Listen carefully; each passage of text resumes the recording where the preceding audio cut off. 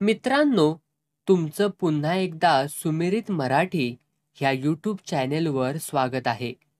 आजची कथा सुरू करण्यापूर्वी जर कोणी ह्या चॅनेलवर पहिल्यांदाच आले असाल आणि अजूनही सबस्क्राईब केले नसेल तर नक्की सबस्क्राईब करा. धन्यवाद.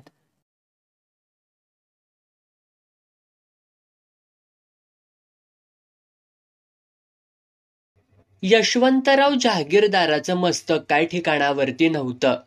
गेले 15 दिवस तो प्रत्येकावरती कुत्र्यासारखा ओरडत होता. अस्वस्थ होऊन ठिसकारत होता. आय बहिणीवरनं शिव्या हानीत होता. हजामत करणाऱ्या गणप्या न्हाव्यानं चुकून मिशीचं 4 केस जास्त उडीवलं तर म्हणून ह्यानं त्याच्या सरळ मुस्काडात मारली. टाळक्यात सारखी चंद्री, दुसरी बातच नाही. एकदा बायको म्हणाली, त्या चंद्रीच्या पायी येडं व्हाल, एवढं याड बरं नव्हं. जहागीरदारानं नुसतं मुंडकं वळवून दाराकडं बघितलं. कारवानी कुत्र्यावाणी गुरगुरला. कोण बोललं? कारभारीन का? व्हय व्हय मीच. का? चुलीमोरची कामं संपलीत का? आमच्या खाजगी गोष्टीत नाकाड खुपसायचं काय काम नाही. हाऱ्याचा अंभाराच्या तुटक्या जोड्यानं थोबाड सडकून काढीन. गुमान राहायचं. गप बसवत नसलं तर बिस्तारा बांधून माह्यार गाठायचं. व्हय व्हय जातीच माह्यारला. जा जा, पुण्यांदा माघारी येऊ नगस. का? मी लग्नाची बायको हाय. मला काय बंदी हाय वय हितयाची. जहागीरदार तापला. तसाच गार किरण वळला. उजव्या पायातला वाळका बूट काढला. ताडकन फेकून मारला. गतकाळे आत हो, वाद घालत्या माझ्याशी. 20 वर्ष लग्नाला झाली तरी बी अजून वळणावरती येत नाहीस वय ग. पोरग लग्नाला आलंय की आता. हा हा, हुंक द्यायचं काम नाही. अजून नरड्यावरती काय दिल्या मुसलमानाची सुरी ठेवलेली नाही. बायकून नवऱ्याची तऱ्हा वळाकली. म्याव मांजरावाणी कपाळावलं रगात समळीत घरात गेली. जहागीरदारानं तंबाखूचा चांगला चांभार आर मळला. दाढ खाली बटाटा ठेवावा तसा ठेवून दिला. तेवढ्यात राम राम साहेब असं म्हणत लुका लव्हार दारात आला. वाळक्या अंगाचा निळा लव्हार ताडमाड वाढल्याला. पांढऱ्या धोत्रावरती लाल सदरा, टाळक्यावरती 17 ठिकाणी फाटल्याला निळा पटका आवरीत गडी उंबऱ्यात टेकला. पाठीवरती रुळणारी पिशवी खाली ठेवत नेहमीसारखा भाता फसफसावा तसा हसला. काय र लुकड्या, किती उशीर म्हणायचा. आता बघा, काम चांगलं करायचं म्हणल्यावरती उशीर ह्यो होणारच की. हा हा, नुसतं बोलून थुका लावू नगस. बघू काय. लुकानं कावळ्यावाणी एक डोळा बाहेरनं फिरवला. फरशी कुऱ्हाड बाहेर काढली. हुंडा हातावरती ठेवावी तशी ठेवली. जहागीरदार बघतच राहिला. साहेब असं बघतायसा काय? शंभरी नंबरी पोलाद हाय पोलाद. एका दणक्यात हत्ती बी उतरल खाली. रेखीव फरशीवरती जहागीरदार खुश झाला. शेलार मामाच्या मिशीसारखी तिरकस कुर्रे बाज वळणं असलेली आणि हाताची 5 बोट एका वेळी शिरत्याली अशी तोंडाची ठेवण असलेली ती कुऱ्हाड जहागीरदाराला तर भलतीच आवडली.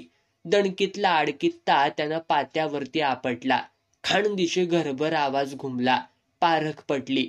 साहेब, तुमच्यासाठी म्हणून ह्यो नंबरी माल बनवलाय.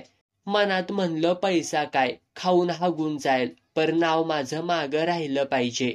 लवार जरासा गप झाला. जहागीरदाराची तंबाखू खात म्हणला, पर साहेब, उजव्या हाताला काय लागलंय? पार समदा पंजा बांधलायसा जणू. हा हा, काल हिरीजवळ रानमांजरानं पंजा फोडला.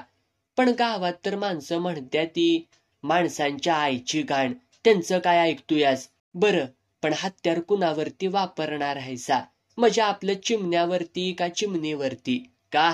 चांभार चौकशा करायची न्हाव्यावाणी सवयच जडलेली हाय जणू. गप राहिलं तर उमाजतय व्हय. आतल्या दाराजवळ जहागीरदाराच्या बायकोचा डोळा चमकला. लुका बावरला. चुकलं साहेब. बरं, आता आमच्या व्यवहाराचं बघा की जरा. 2 पायल्या जुंधळने जा. छा छा, असं काय गरिबाच्या तोंडावरती हाणतायसा? तुमचा नेहमीचा माणूस, जास्त नाही मागत. आणखी 2 पायल्या वाढवा. ल्याका 4 पायल्या दाणं मागायला भडव्या कुराड म्हणजे काय गाडीच्या चाकाची धाव वाटली वय र तुला? वय वय, खरं आहे तुमचं म्हणणं. पर आता कच्चा माल मिळतोया तरी कुठं? त्या रेल्वे पोर्टरला 10 रुपये दिलं तर तवा त्यानं पोलादाचा तुकडा उचलून दिला. नाहीतर कोण हात लावून देतय. आता आपल्या नशिबानं रेल्वे जवळ न गेलीया, ठेसाण ढोंगणाजवळ हाय म्हणून आमचा धंदा चाललाय. नाहीतर रिकाम्या ऐरणीवरती टाळकं आपटायची नुसती पाळी. पोत्यात जुंधळ घेऊन गडी निघाला. बोलायचं म्हणून जहागीरदार बोलला, धंदा बरा चाललाय नव्ह तुझा? वैजी, अव माणसं मारायच्या हत्यारासनी लय मागण्या आल्या. पाराक्षी सांगलीपासनं माणूस येतया. माणसावरती हत्यार टाकायची सुधी गरज नाही. लक्याची कुराड म्हणल्यावरती माणूस जाग्यावरच रगात गोठून मरतय. गेला टळाटळा डोळं हलवीत गेला. जहागीरदार माडीवर गेला. माशी फिरली तर कटून मरल अशा दारावरती बेफाम खुश झाला. फाटलेल्या तळहाताच्या वेदना काळजापर्यंत ठिसकारत भिडत होत्या. गडी कमालीचा चवताळला होता. जखमी वानरासारखा स्वतःवरच चिडत होता. चंद्रे, खंडोबाला कापायला बकर पाळावं तशी तुला खापलायसाठी ही फरशी तुझ्या नावानं करून घेतल्या म्या. सटवे, आता जित्तीच नाही ठेवणार तुला. त्या दिवशी मागणी मोर माझा अपमान केलास नव. चाकून तळहात फोडलायस. सारा अपमान नखीतल्या सडीसारखा ठसाचतो या माझ्या मनात. दार वाजलं. उशीखाली कुराड लपून झोपल्या जागेवनं जहागीरदार ओरडला, कोण हाय? मी पोपट्या हाय साहेब, येऊ कात? कुठं खपला होतास र? हितच हाय साहेब. आपल्या हाताची भानगड समजली. ते नाही विचारित तुला. आमच्या चिरंजीवांचं प्रकरण कुठवर आले म्हणायचं. सारखं हेलपाट चालू आहे ती तालुक्याला. फौजदार काय म्हणतोया? 5 मागतोया. 5 वाकुर मिरवा व तसं सगळं प्रकरण फाईलच करतो म्हणतोय. एकदा वाड्यावरती बोलवा आपल्या त्याला. एक दणक्या पार्टी देऊया. नाही याचा त्यो. का? मोरचं बोलून रिकामा. लय चडाक हाय. भल्या भल्यांच्या शेपट्या पिरगाळल्या त्यानं. भागात एक हातभट्टी ठेवलेली नाही शिल्लक. समद्यांचंच वांग वाचलंय. नको सांगूस कौतुक मला. ओपची गायने उताण पाय. अर मलिदा आयता मिळाला तर नका हाय वय कुणाला.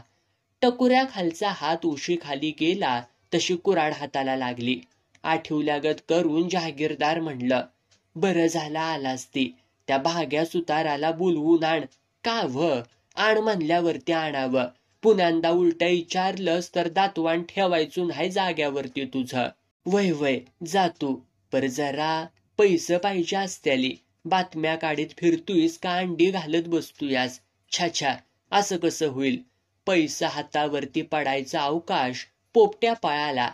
जहागीरदार माडीवरून खाली आला. बायको डाळ नीट करत बसली होती. काय चाललंय? घरातली कामं. प्रताप आलाय का? नाही आल्याला. कुठं गेलाय? 8 दिवस दिसल्याला नाही. तुमचंच रगात त्याच्यात उतारल्यालं हाय. गाप, माझं रगात आणि तुझं पाणी. उगीच टाळकं भुंगू नगस माझं. पोरात एक गुण हाय का चांगला? राती त्या धोंडीच्या भट्टीवनं पिऊन आला होता. नाही तसला मला घाण बोलत होता. मग मला नाही वय सांगायचं.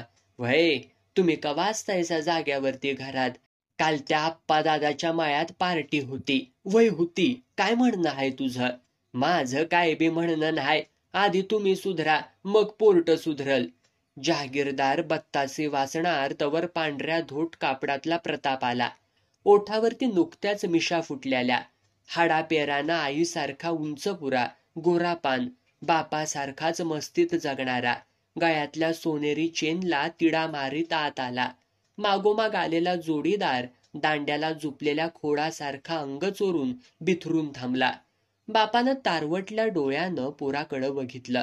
भुवया थरारल्या. आतील मणी कुरकुरले. जिना चढत तो गरजला, परत्या वर य, जरा बोलायचं आहे तुझ्याशी. पोरगा जाग्यावरच थांबला. बाहेरच अधांतरी ठेवलेल्या लाकडी जिन्यावरनं नजर सरसरत वर गेली. पुन्हा चरचरत खाली आली. दोघेही आत गेले. पाणी पिऊन बाहेर आले. जोडीदाराला तिथंच थांबवून प्रताप वर दाण पावला आपटीत निघाला. या बसा, घेणार का थोडी? प्रताप चमकला. आपला बाप आणि आपल्याला विस्कीची ऑफर करतो आहे. त्याच्या डोळ्यांवरती विश्वासच बसेना. अरे ये बैस ना. तू माझा एकुलता एक चिरंजीव. आमच्या माग साऱ्या वाड्याचा मालक तू. काय? धीट मनावरती वीट ठेवून प्रताप खाली बसला. जवळ सरकला. मन बाटलीतल्या दारू सारखंच सळसळत असलेलं. बापानं 2 ग्लासांत दोघांना समान ओतली. पण तात्या, काय? खाली माझा दोस्त थांबलाय. थांब नका. अर्धा तास उशीर झाला म्हणून काय म्हातारा होत नाही तो. घे. प्रतापनं ग्लास तोंडाला लावला. सरबत संपवावं तसा संपवला. त्याचा सराईतपणा जाणवला. जहागीरदाराच्या डोळ्यांत ठिणगी चमकली. प्रतापराव, ते मारणीचं प्रकरण झाल्यापासनं तुम्ही आम्हाला सारखं टाळतायसा. अव एवढं काय मनावरती घ्यायचं आहे? साल्या बायका चौचाल. खरंय तात्या, ते सारजा मारणीच्या पुरीचं प्रकरण मिटतंय ना मिटतंय तवर काय? बोल बोल, घाबरू नगस. त्या शेम्या मांगाची कांती सारखी मरतीया माझ्यावर. उद्या काय कमी जास्त झालं तर गाव मलाच वायट म्हणल. बरोबर आहे तुमचं. तात्या, तुम्ही एवढं मोकळं असाल असं वाटलं नव्हतं मला. चालायचंच. घे ना, थोडी घे. चांगला अर्धा ग्लास आणखी बापानं ओतली. प्रतापरावांनी तळाच्या थेंबापर्यंत पोटात ढकलली. 2 बोटांनी ओठ पिळीत म्हणला, साहेबाच्या पाण्याशिवाय मजा नाही. पैसा जास्त जातो, पर इंग्लिश दारू काय टिष्टी लागत्या. घ्या तात्या, घ्या. हा घेतो प्रतापराव. काल रात्री तुम्ही कुठे गेला होतासा? धुंडीच्या भट्टीवर. वा, आम्हाला सांगितलं असतं तर आम्ही बी आलो असतो. खरं? चायला, तात्यासनी तसलं आवडतं ह्या आम्हाला काय माहिती. आणलं असतं एखादं सोनगं पिशवीत टाकून. आम्हाला बेवडा आवडतो पहिल्यापासनं. तुम्ही केव्हापासनं प्यायला सुरुवात केली सा? आता चांगली 2 वर्ष झाली तर की त्याला. अरे वा, प्रगती आहे तर. पण आम्हाला पत्त्याच नाही ह्याचा. प्रतापराव, आणखी थोडी घ्या. वय घेतो की. ह्याला आम्ही नाही म्हणतोय वय. बरं, धुंडीकडनं दारू पेता. तिला काय बक्षीस फिक्षीस देता का नाहीसा, का तसंच पेतायसा? फुकट प्याला आपण एवढा हलकट नाही. आईच्या गळ्यातली पुतळ्यांची माळम्या कवाच धुंडीला पुचवली या. आता मरे पाव तर प्या किती फुकट प्याची तेवढी. असं का? वा वा वा वा वा वा. घ्या, तुम्ही हातानं घ्या. मी जरा खालनं आलो. प्रतापचा जोडीदार पाहुण्यावाणी चौपाळ्यावरती बसला होता. त्याच्या शेजारनं जहागीरदार आतल्या घरात गेला. नुसत्या चांबड्यानं गुंतवलेली काठी त्यानं आणली. एका सटक्यात जोडीदाराची पाठ फोडली. पळाला बोंबलत. बायको दचकली. दारूनं बेहोश झालेल्या पोराला जहागीरदारानं वाक धोपटावा तसा धोपटला. जाग्यावरच आडवा केला.